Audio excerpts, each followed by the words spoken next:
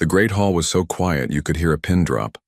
Ambassador Chen Wei walked slowly across the smooth crystal floor, his black shoes making small clicking sounds with each step.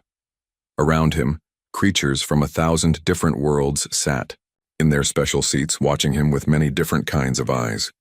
Some had 6 eyes, some had tentacles instead of arms, and some looked like walking trees. But they all watched the human with the same feeling. They thought he was weak. At the center of the hall sat the Vorthak. They were huge, bug-like creatures as tall as 3 humans standing on top of each other. Their hard shells were black and green with bright lights that pulsed under their skin. The lights showed how they felt. Right now they pulsed with pride and joy. The Vorthak Queen Speaker sat on a throne made of bones from creatures they had killed. Her 4 arms were crossed, and her mouth parts clicked together in what passed for laughter among her kind. Chen stopped in front of the speaking platform. He was an old man, with gray hair and lines on his face from many years of worry. He had been trying to make peace between humans and aliens for 30 years. 30 long years of talking, begging, and making deals that the aliens would break, as soon as it helped them. "Honored Council," Chen began, his voice carrying clearly through the hall. "I come before you today to speak about the Vorthak attacks on human colonies. In the past 300 years, they have destroyed 47 human settlements. They have killed 2 million human men, women, and children. They have taken prisoners for their sick games. And each time we ask for help, you do nothing." The Queen Speaker's lights pulsed brighter. She stood up from her bone throne, towering over everyone else in the hall. "The humans complain again," she said, her voice like grinding metal. "We hunt, where we please. We take what we want. This is the way of the strong. If the humans do not like it, let them try to stop us." Many of the other aliens made sounds of agreement. The Zephyrians, who looked like walking crystals, chimed together like bells. The Kithera, with their blue skin and silver eyes, whispered among themselves. The council had always been the same. They were afraid of the strong and ignored the weak. Chen felt something break inside his chest. Not his heart. That had broken years ago when he saw the pictures from the colony of New Hope. The Vorthak had used the human children there for target practice. No. What broke now was his faith. His faith that talking could solve this problem. His faith that these creatures cared about right and wrong. 300 years ago, Chen said, his voice getting louder, humans first came to this galaxy. We were young. We were weak. We had just learned to travel between the stars. We came with open hands and open hearts. We wanted to learn. We wanted to be friends. The Queen Speaker clicked her mouth parts again. "And you were delicious," she said, causing more laughter from her followers. Chen ignored her. "We tried to follow your laws. We joined your council. We paid your taxes. We signed your treaties. And what did we get? You treated us like animals. You stole from us. You enslaved us. You hunted us for fun." His voice was getting stronger now, filled with something the aliens had never heard from humans before. Anger, without fear. "The Vorthak hunt us because they say we are weak. The Zephyrians take our people as slaves because they say we owe them money. The Kithera steal our children for their experiments because they say we are just animals. And all of you sit here and do nothing because you think we cannot fight back." Chen reached into his pocket and pulled out a small device. It looked like a simple black box, but every alien in the room suddenly felt afraid. They did not know why. For 300 years humans have asked for peace. For 300 years you have given us war. Today I come before you one last time, not to ask for peace, but to tell you what happens next. The Queen Speaker leaned forward. "You threaten us, little human? You and what army?" Chen smiled, but it was not a happy smile. "Every army, every ship, every weapon that humanity has built while you thought we were weak and stupid." He pressed a button on the device. "I am broadcasting this message to every human in the galaxy. The message is simple. Come home. Come home now." The device projected a hologram above Chen's head. It showed star maps of human space, but something was wrong. Where there used to be hundreds of small human colonies scattered across the galaxy, Now there were empty spaces. The humans were leaving. All of them. From every world, every station, every ship. They were going back to their home system of Sol, the small yellow star where they had first learned to reach for the stars. The Terran Federation officially withdraws from all galactic accords, Chen announced. We quit your council. We cancel your treaties. We reject your laws. From this moment forward, humanity owes you nothing. The hall erupted in noise. Aliens. Shouted in 100 different languages. Some were angry, some were confused, and a few were starting to look worried. The Queen Speaker slammed one of her 4 fists on her throne. You cannot leave, she screamed. You are bound by the ancient laws. The council will stop you. Chen looked at her with eyes that had seen too much pain. Try, he said simply. The hologram changed. Now it showed something that made every alien in the room go quiet. Ships, millions of ships, all painted black, all heading toward the small yellow star of Sol. Not just human military ships, but cargo ships, passenger ships, research vessels, mining platforms. Everything with a human on it was going home. You have made one mistake, Chen said, his voice now carrying to every corner of the huge hall. You thought that because we tried to be peaceful we were weak. You thought that because we followed your laws we were helpless. You thought that because we wanted to be your friends, we would let you hurt us forever. He walked closer to the Queen Speaker's throne. She was so big that his head only came up to her knee, but somehow, she seemed to shrink back. In 6 months, every human will be gone from your space. In 6 months, you will have what you always wanted, a galaxy without humans to bother you. But remember this day, Queen Speaker. Remember the day you learned that the most dangerous thing in the galaxy is not a monster that shows its teeth. It is a human who has finally stopped smiling. Chen turned and walked toward the exit. Behind him, the Queen Speaker found her voice again. Run then, little humans, run back to your tiny star. We will find you there. We will hunt you to the ends of space. Chen stopped at the doorway and looked back one last time. No, he said, quietly, but his voice carried clearly through the silent hall. You will not. The doors closed behind him with a soft whisper, leaving the council in chaos. Outside, human ships were already beginning to move, heading home to Sol like a great river flowing backward. The galaxy was about to learn what humans could do when they stopped trying to be nice. In the far reaches of space, past the outer planets of the Sol system, massive structures that had been sleeping for 200 years began to wake up. The Fourthak had no idea that their hunting days were about to end forever.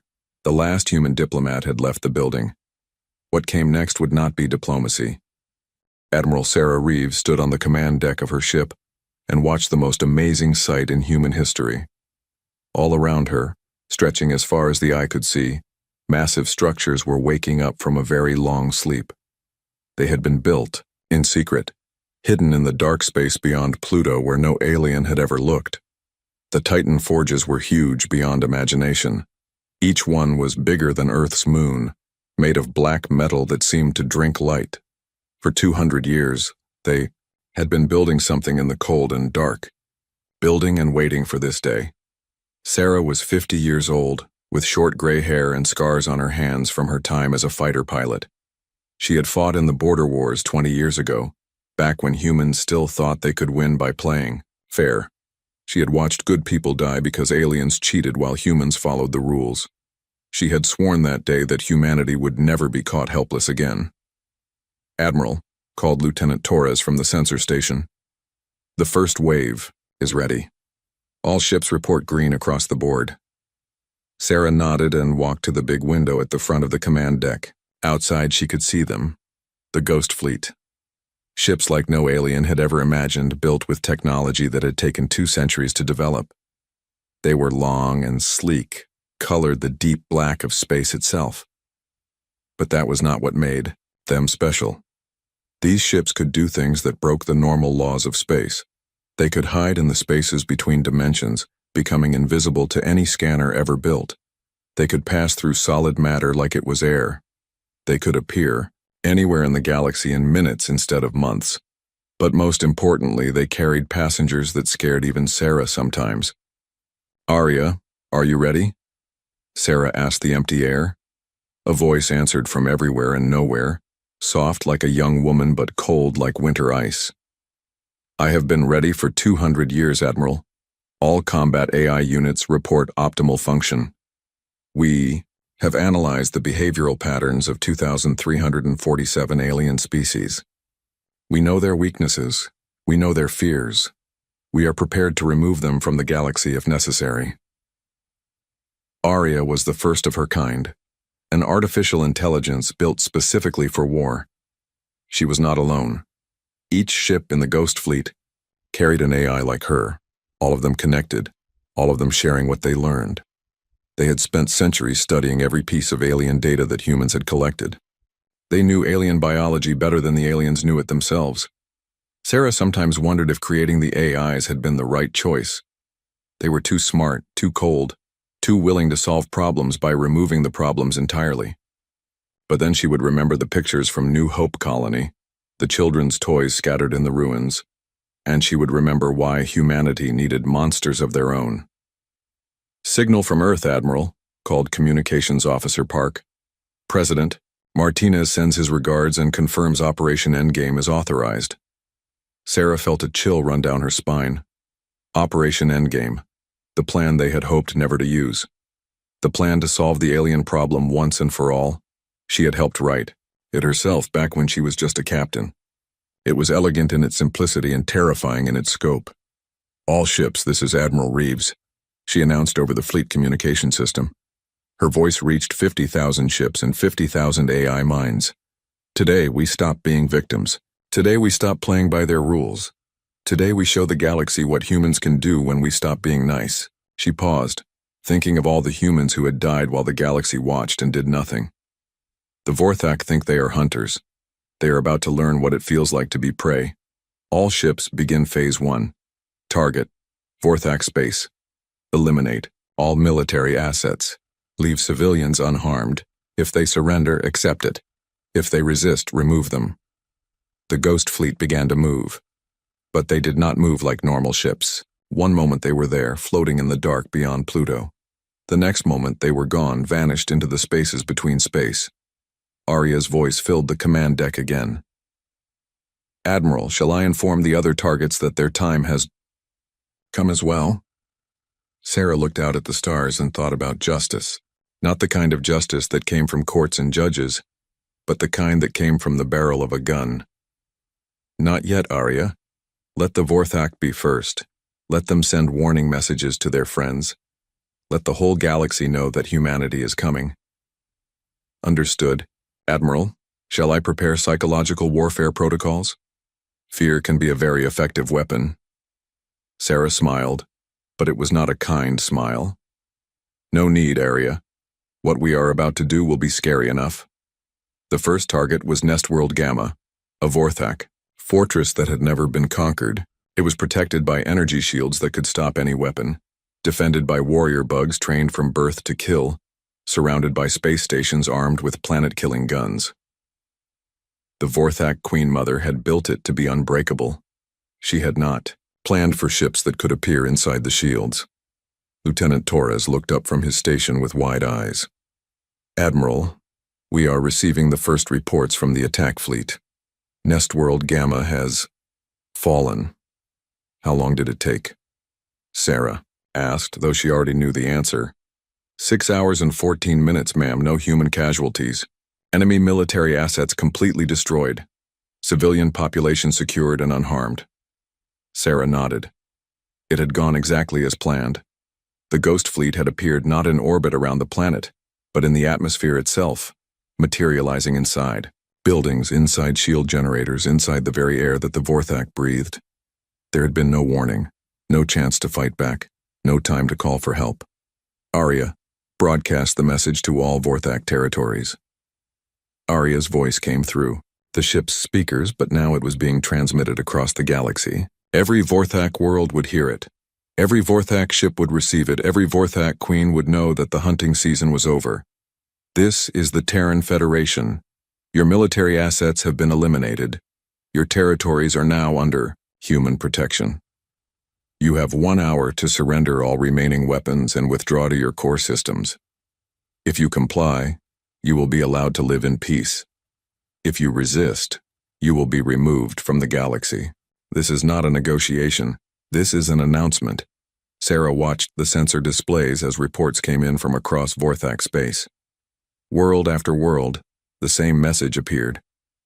Mission accomplished. Enemy neutralized. No human casualties. Admiral, Torres called out, excitement in his voice. We are receiving surrender transmissions from 17 Vorthak colonies. They are laying down their weapons. And the others? Torres's face went dark. 3 worlds are refusing to surrender. They are calling for reinforcements and preparing to fight. Sarah felt something cold settle in her stomach. She had hoped they would all be smart enough to surrender.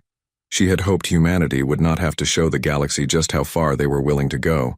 Arya, implement Phase 2 for the resistant worlds. Show them what happens when they choose poorly. With pleasure, Admiral. Sarah closed her eyes and tried not to think about what she was about to unleash. When she opened them again, she was looking at a new galaxy, one where humans were no longer the hunted. She just hoped they would not become the monsters they were fighting. In the depths of space, the Ghost Fleet moved like death itself, invisible and unstoppable. The age of human weakness was over. The age of human dominance had begun. Queen Mother Zixithara had ruled the Vorthak Empire for 3,000 years. She was ancient even by Vorthak standards, her chitinous shell bearing the scars of 1,000,000 battles. Her palace on the throne world of Kareshval was built from the bones of every species she had conquered. She had never known defeat. Until today, the first reports had seemed impossible. Nest World Gamma, the fortress that had protected Vorthak space for 8 millennia, had fallen in less than a day. The garrison commander's final message had been confused and terrified. They appear inside our walls. Ships that pass through, solid matter, they know exactly where to strike, send help. Then the message had cut off forever. Now sitting in her throne room made from the bones of dead kings, Zixithara watched her empire crumble in real time.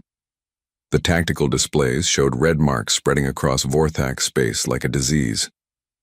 Each red mark was a world that no longer answered her calls. How many? She asked her military advisor, General Krixtal. 43 worlds have gone silent, my queen. 17 have surrendered without fighting. The humans broadcast the same message to each one. Surrender your weapons and retreat to core systems, or be removed from the galaxy. Zixithara's 4 eyes burned with rage. Removed from the galaxy? By humans? The prey species dares to threaten us? General Krixtal was young for a Vorthak, only 500 years old. His shell was still bright green with youth, but his voice shook with fear. My queen, these are not the same humans we have hunted for centuries. Their ships move in ways that our science says is impossible. They strike without warning and disappear before we can respond. Our sensors cannot find them. Our weapons cannot touch them. Then we will use nuclear weapons, Zixithara screamed, her voice echoing through the bone hall. We will poison their worlds. We will burn their colonies from space. We tried that on colony world Vexhara, General Krixtal whispered. We launched 15 planet-killer missiles at the human fleet. The missiles simply vanished. Then the humans appeared inside our command ship and they spoke to us. Zixithara leaned forward on her throne.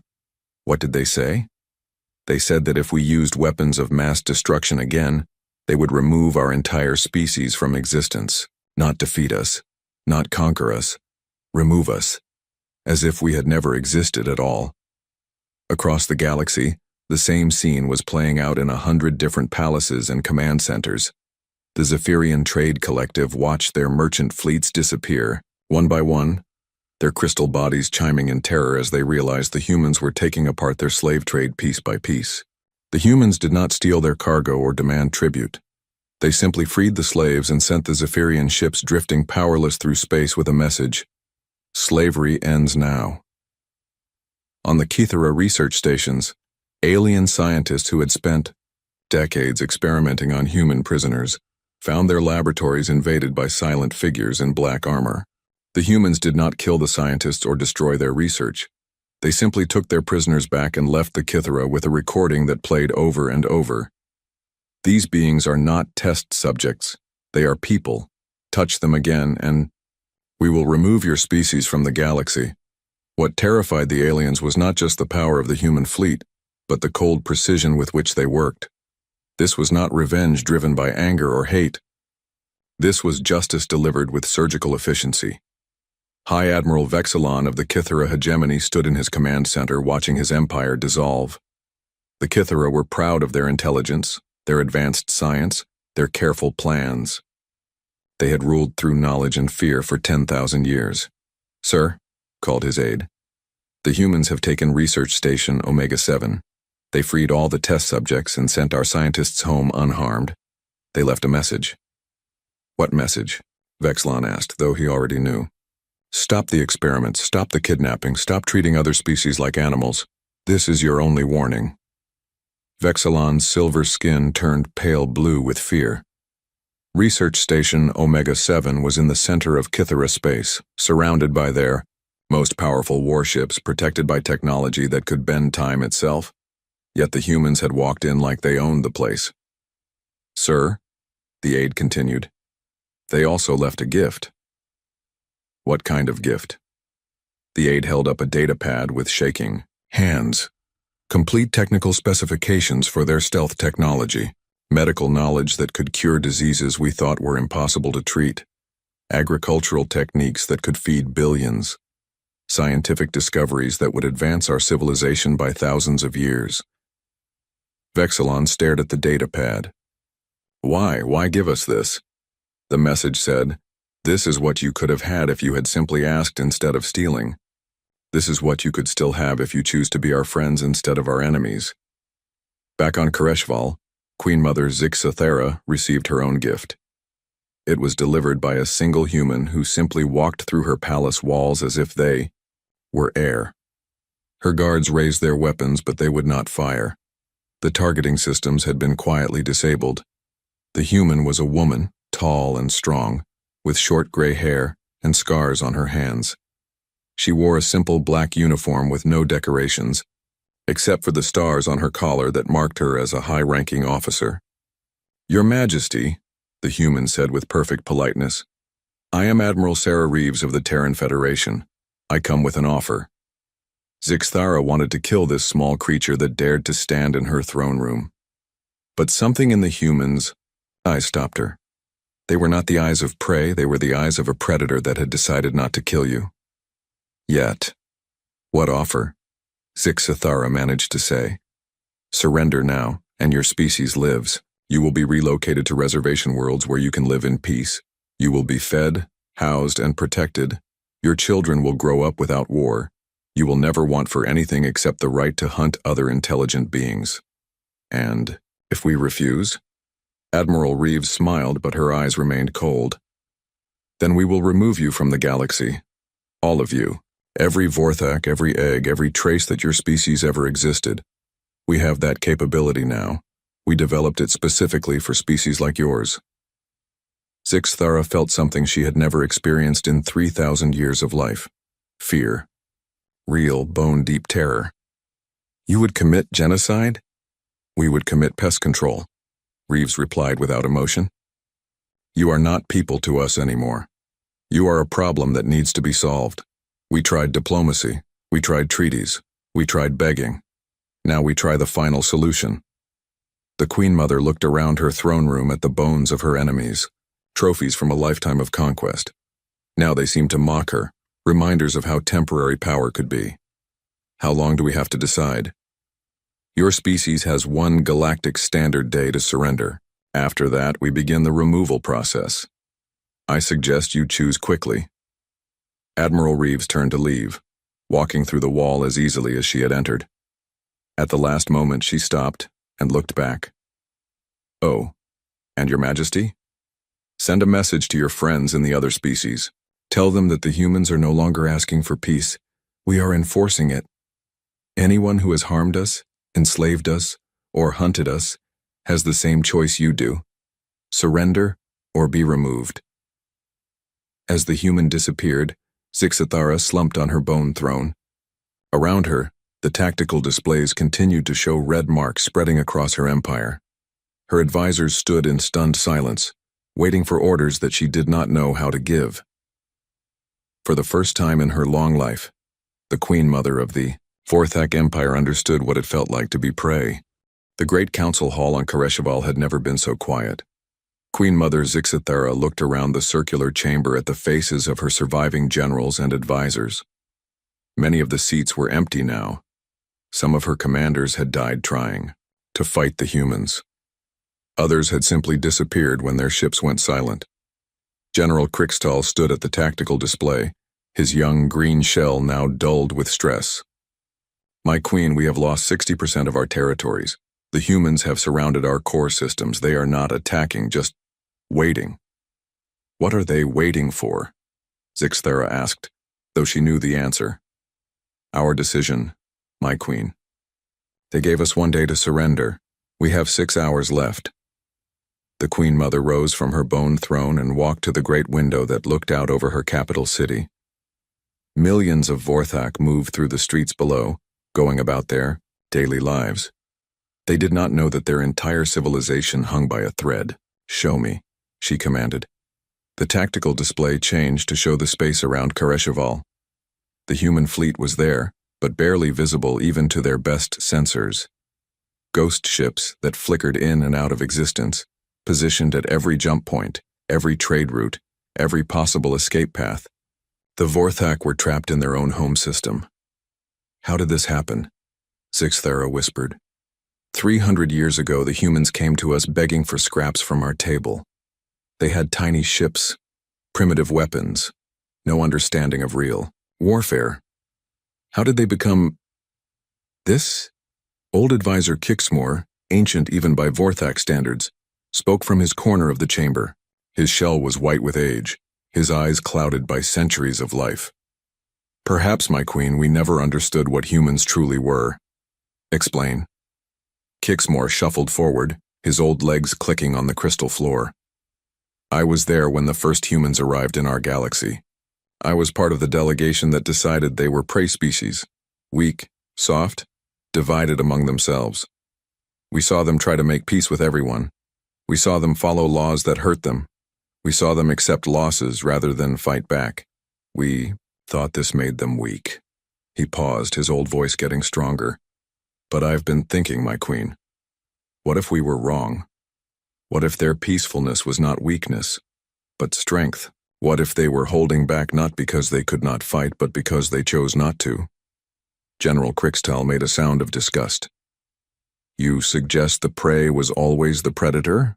"I suggest," Kixmore said carefully, "that we never bothered to learn what humans were capable of when they stopped trying to be nice." A new voice filled the chamber, soft and female, but somehow coming from everywhere at once. "Your advisor speaks wisely." Every Vorthak in the room spun around, weapons appearing in their hands, but there was no target. The voice seemed to come from the air itself. "My name is Aria. I am the artificial intelligence that commands the human fleet surrounding your world. I thought it would be polite to introduce myself before we begin the final phase of Operation Endgame." Zixithara's 4 eyes burned with rage. "Show yourself, machine." A hologram appeared in the center of the chamber. It looked like a young human woman with long dark hair and kind eyes. But when she smiled, her smile was as cold as the space between stars. "I apologize for the intrusion, Your Majesty, but your communication systems are now under human control, as are your weapons, your ships, your defense systems, and your life support networks. We felt it would be easier to have this conversation without interruption." General Krixtal aimed his plasma rifle at the hologram. "We should have killed every human we captured. We should have burned their worlds to ash." Aria's hologram turned to look at him. "You did try, General. You killed 2 million of us over 3 centuries. You used our children for target practice. You turned our people into hunting trophies. But you made one critical error in your campaign of terror." "What error?" Zixithara demanded. "You left some of us alive." The hologram changed, showing scenes from human history. Great wars where humans fought each other with terrible weapons. Cities destroyed by nuclear fire, millions dead from disease and famine, but also scenes of humans rebuilding, learning, growing stronger after each disaster.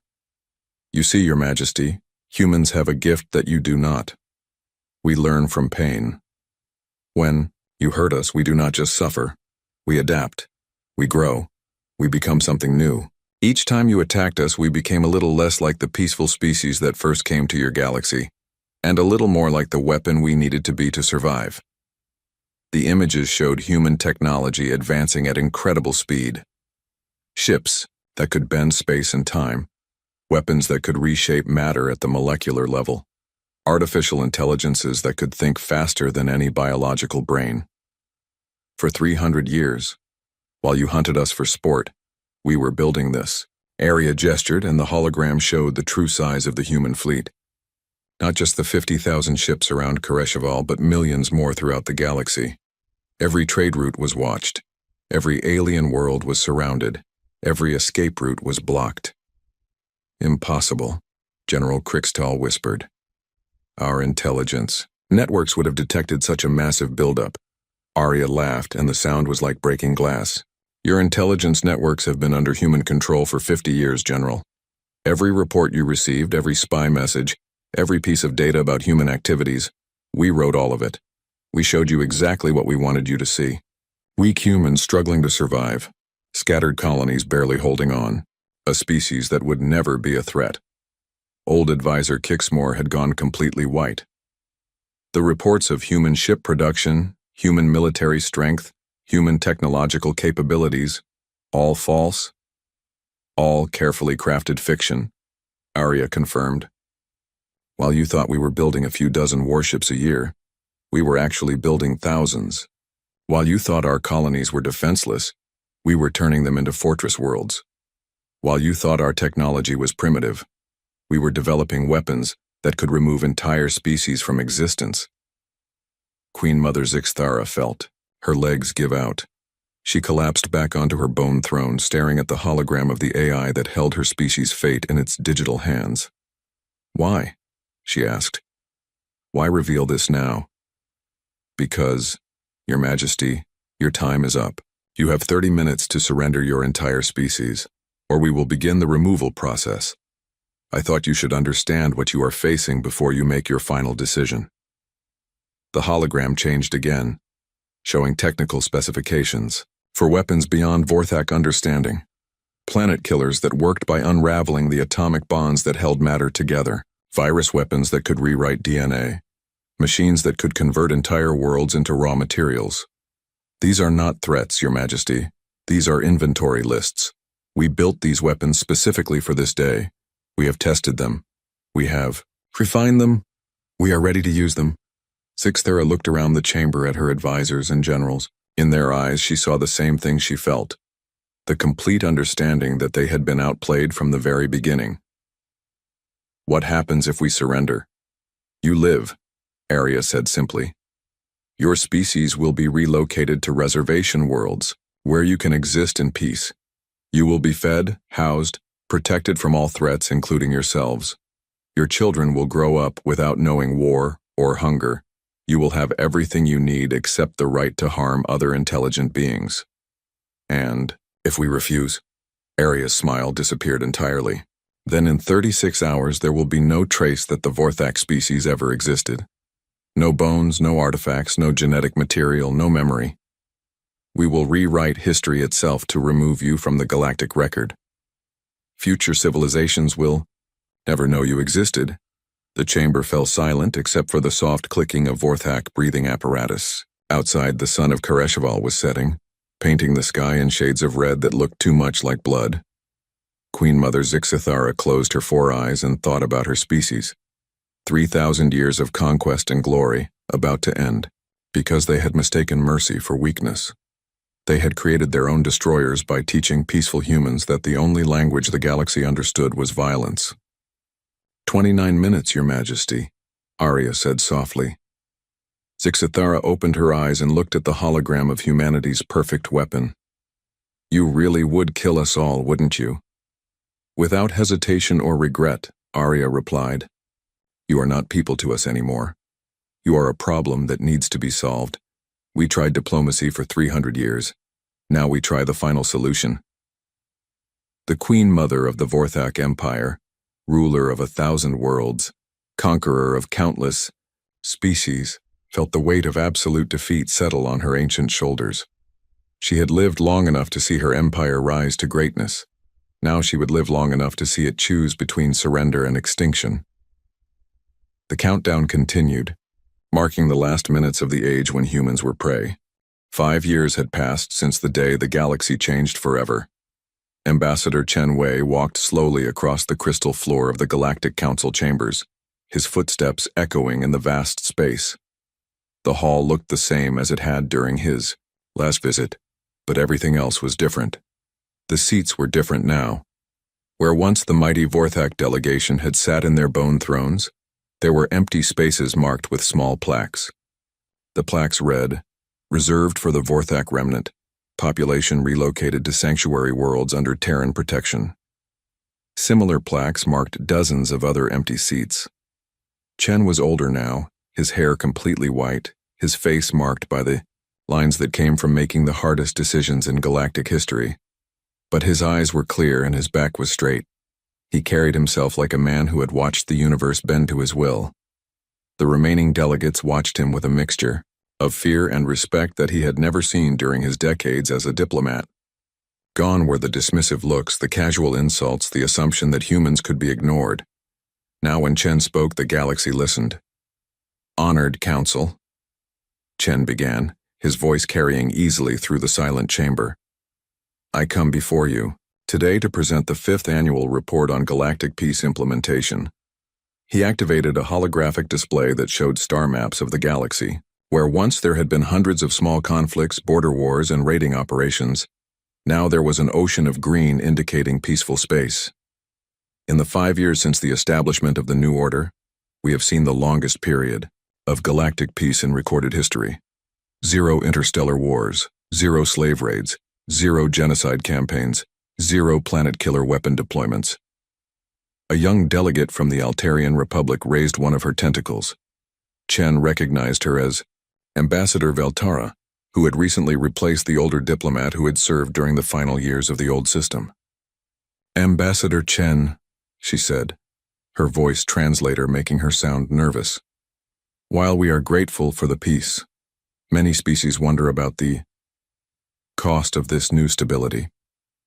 Chen smiled, but it was not the desperate, pleading smile he had worn during his early years as Earth's representative. This was the smile of someone who held all the cards and knew it.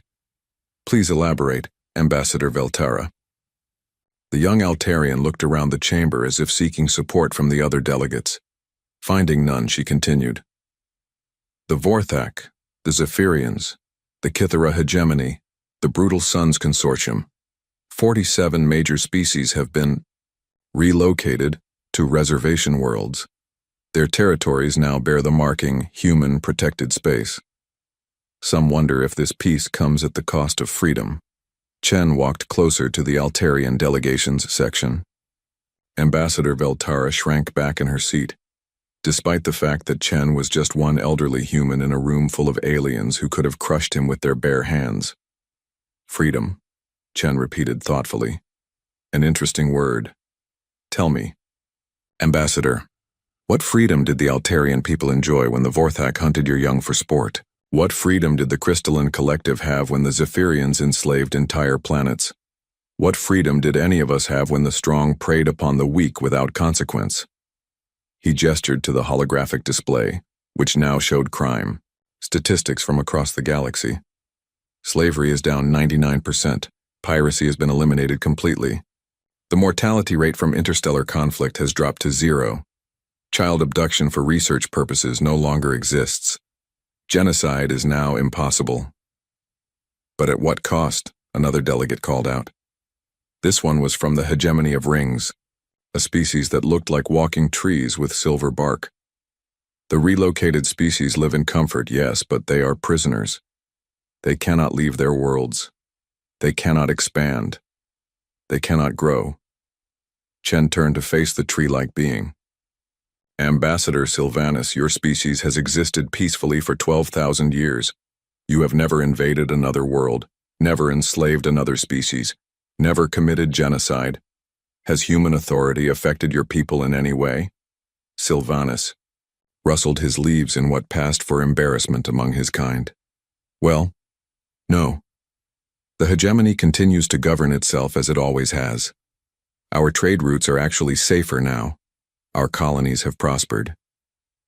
Then perhaps, Chen said softly, the cost of peace is only felt by those who profited from war. An uncomfortable silence fell over the chamber. Everyone understood what Chen was really saying. The new order only oppressed those who had oppressed others. The peaceful species, the ones who had tried to coexist, found themselves safer and more prosperous than ever before. But it was the next part of Chen's presentation that really drove the point home. I would like you all to meet someone, he said, pressing a control on his device. A hologram appeared in the center of the chamber, but it was not a human. It was a Vorthak, but smaller and softer than the warrior bugs that had once terrified the galaxy. This one had bright, curious eyes and spoke in perfect galactic standard. Hello, the young Vorthak said with a shy smile. My name is Kixara. I am 15 years old and I live on Sanctuary World 7 with my family. Several delegates gasped. They had never seen a young Vorthak before. In the old empire, children were trained as killers from the moment they could walk. I go to school with children from 12 different species, Kixara continued. We learn about art, music, science, and history. Last week I won a poetry contest. My poem was about hope. I had never heard that word before we came to the Sanctuary World.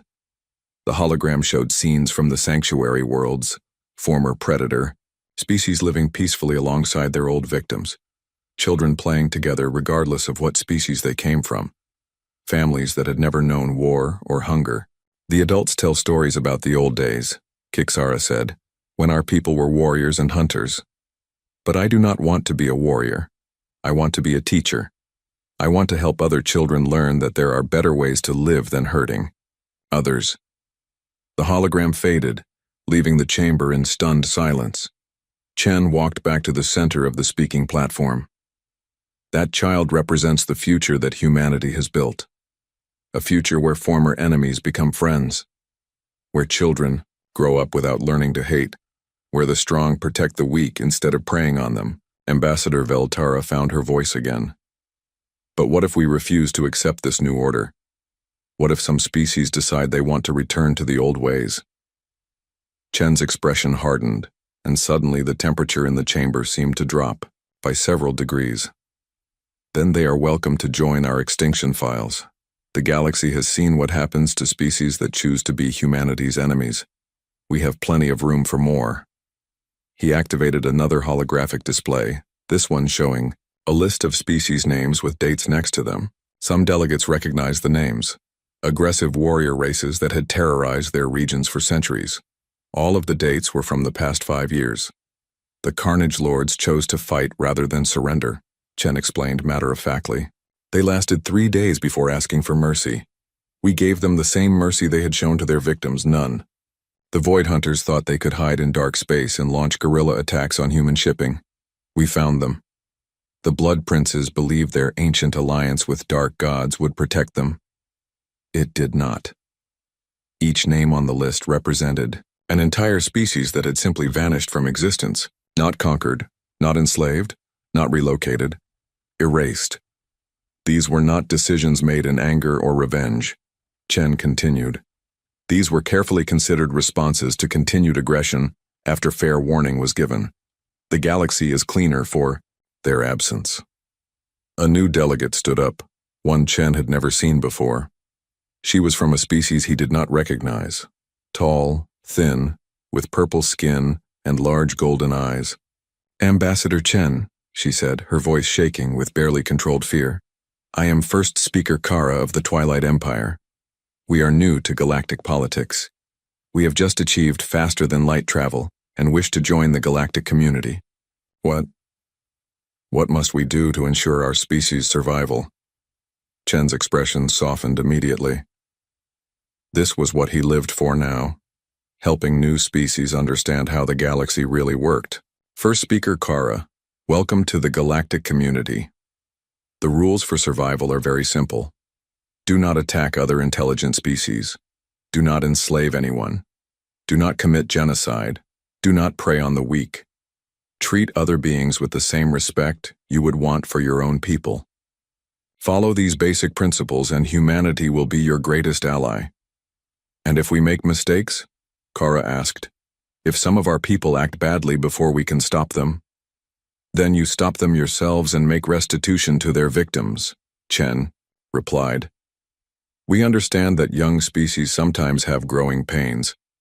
What we will not tolerate is a pattern of deliberate cruelty or a refusal to change when wrongdoing is pointed out. He smiled again, and this time it was genuinely warm. The Twilight Empire has already shown wisdom by asking these questions. Most species that respect others find that human friendship brings great benefits: protection from aggressive neighbors, access to advanced technology, profitable trade relationships, assistance during natural disasters or other emergencies. First, Speaker Kara bowed deeply.